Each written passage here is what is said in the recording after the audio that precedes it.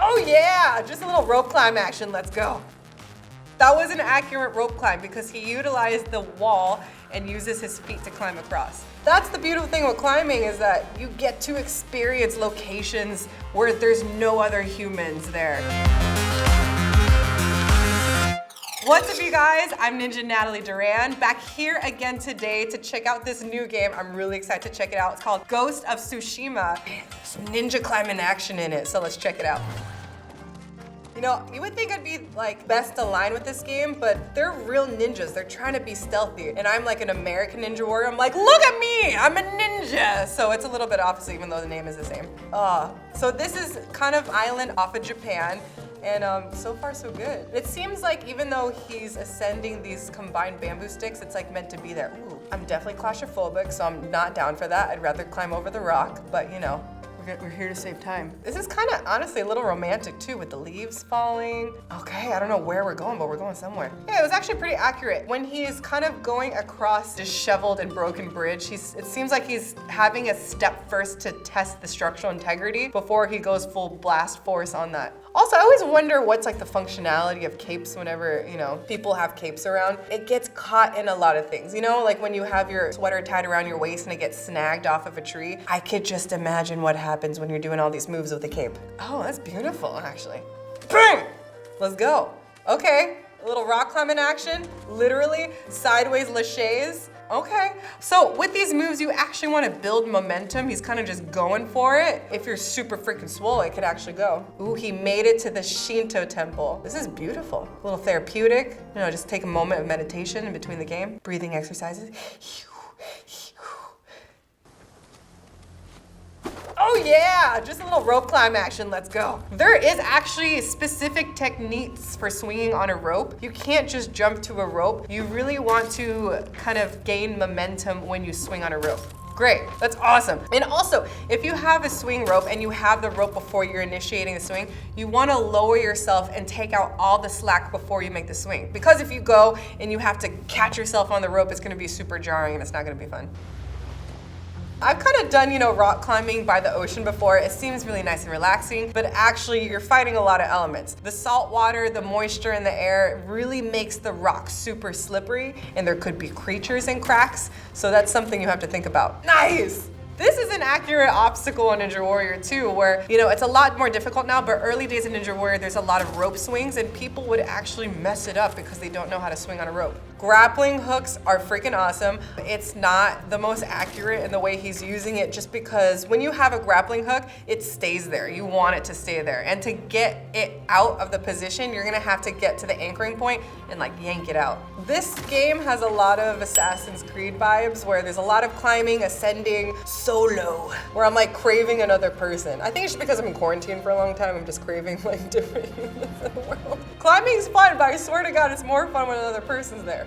Made it to another Shinto Temple. God, all these are just beautiful though. That's the beautiful thing with climbing, is that you get to experience locations where there's no other humans there, and you have to earn your keep to kind of like get that take in the view.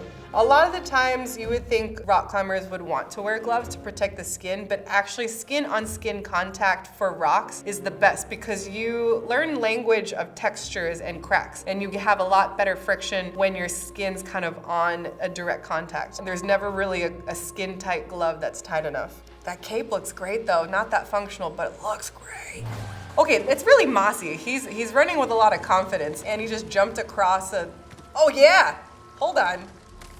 There we go. I really like the technique of using his hands to kind of mount on top of the branch of the tree, because sometimes you want to climb higher to make the obstacle easier, like that. There we go. Super Mossy. You'd want to kind of be careful with those moves. With the feet jumping from branch to branch, you want to utilize the pressure on both of your feet at the same time. It's gonna be one of those explosive like bunny hops. And I would probably swing instead of jump from those branches to branches. Yeah.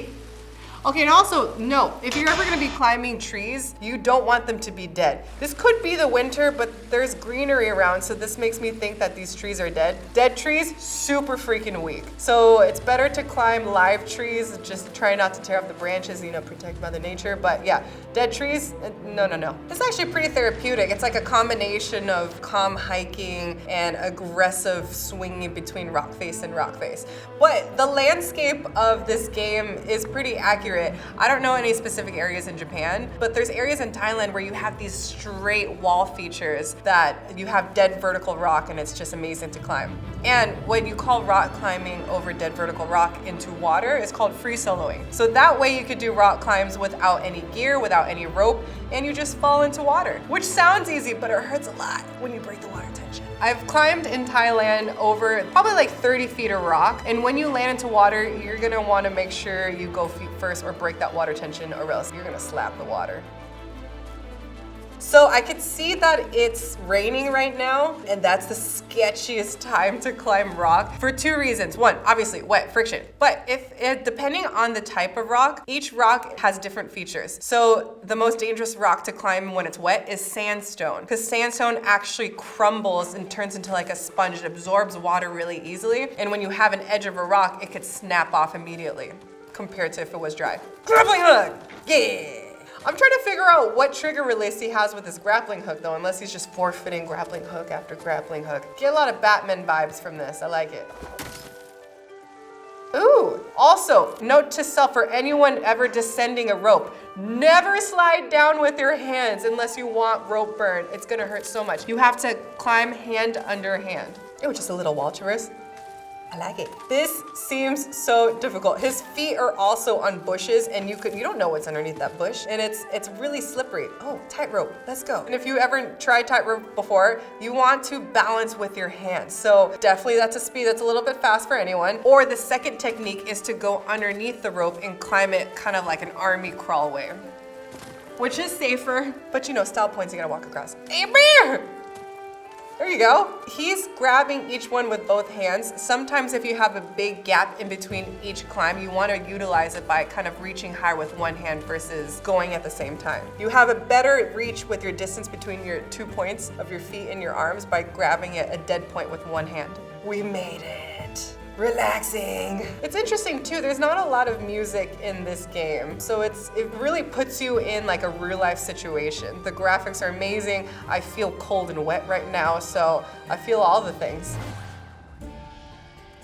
Even though friction is a lot better when it's cold and during the winter, there's a lot more gear involved. And the thing is, I prefer climbing maybe in the summer or hotter temperatures because I could feel my fingertips. What a lot of people don't realize, you lose sensation, and you lose the sensation of feeling textures when it's cold out. But it doesn't matter if you're gonna use a grappling hook. And it seems like he's also wearing fingerless gloves, so that helps out a little bit.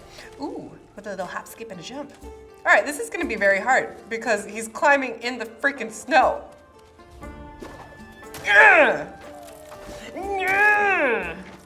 that was like a sideways kind of swoop a little bit. I feel like there would be better routes to do this if he just scrambled up the rocks instead of peeking around the mountain. And also, like I said, dead trees, super sketchy, don't trust them. The angles of the edges of these rocks too seem a lot more difficult than other games where the character is climbing on the edge of the cliff. Yes! Yes!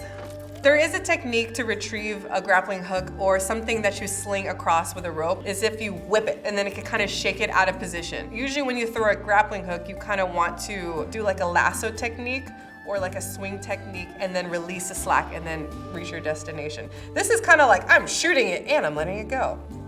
Long jump, let's go. Nope, okay, we're gonna take a different route. At least that land was pretty accurate. He landed kind of like superhero pose on his feet, bent legs, one hand to kind of stabilize himself because it's a little perch on the top of a mountain, so that works. Ooh!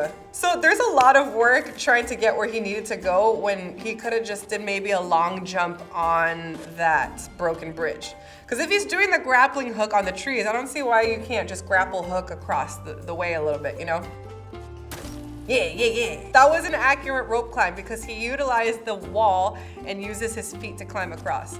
There's different techniques to climb a rope when it's dead hanging, but it's always best to climb a rope when it's against like a tree or the side of a face. Nice.